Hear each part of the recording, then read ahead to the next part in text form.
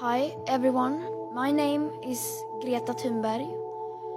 I am a 16-year-old climate activist from Sweden. I am grateful for being with you here in the USA, a nation that to many is the country of dreams. I also have a dream.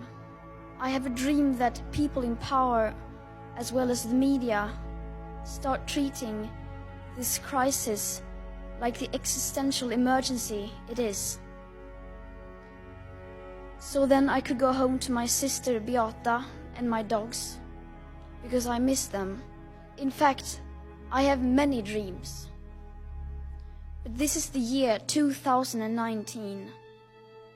This is not the time and place for dreams. This is the time to wake up. This is the moment in history we need to be wide awake. And yet, wherever I go, I seem to be surrounded by fairy tales, business leaders, elected officials, all across the political spectrum, spending their time making up and telling bedtime stories that soothe us, that make us go back to sleep. These are feel-good stories about how we are going to fix everything and how wonderful everything is going to be when we have solved everything. But it is time to face the reality, the facts, the science. And the science doesn't mainly speak of great opportunities to create the society we always wanted. It tells of unspoken human sufferings, which will get worse and worse the longer we delay action. Stop telling people that everything will be fine, when in fact, as it looks now, it won't be very fine.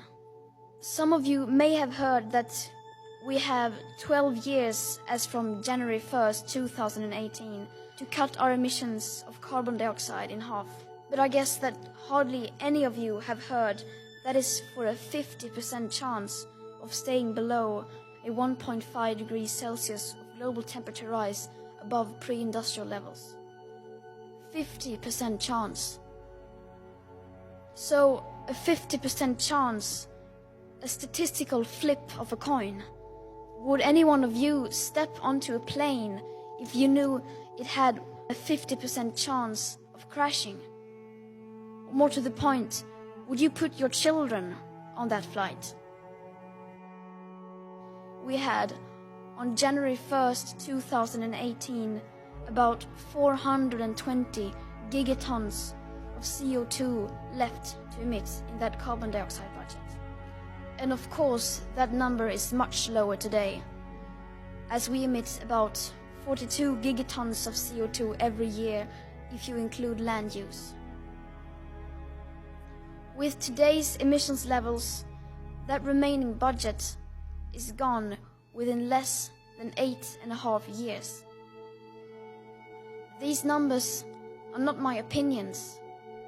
They aren't anyone's opinions or political views. This is the current best available science, though a great number of scientists suggest even these figures are too moderate. These are the ones that have been accepted by all nations through the IPCC. The USA is the biggest carbon polluter in history. It is also the world's #1 producer of oil. And yet, you are also the only nation in the world that has signaled your strong intention to leave the Paris Agreement. Because, quote, it was a bad deal for the USA.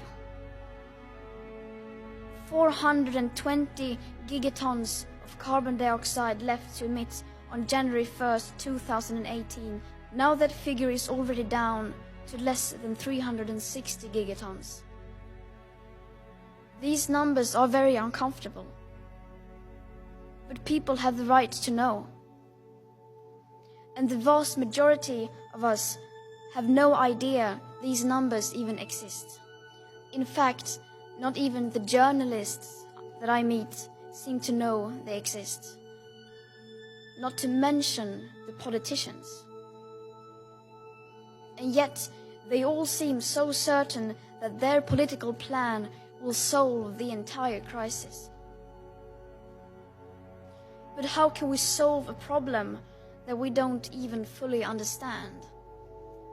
How can we leave out the full picture and the current best available science? I believe there's a huge danger in doing so. Our main enemy right now is not our political opponents. Our main enemy now is physics. And we cannot make deals with physics. Thank you.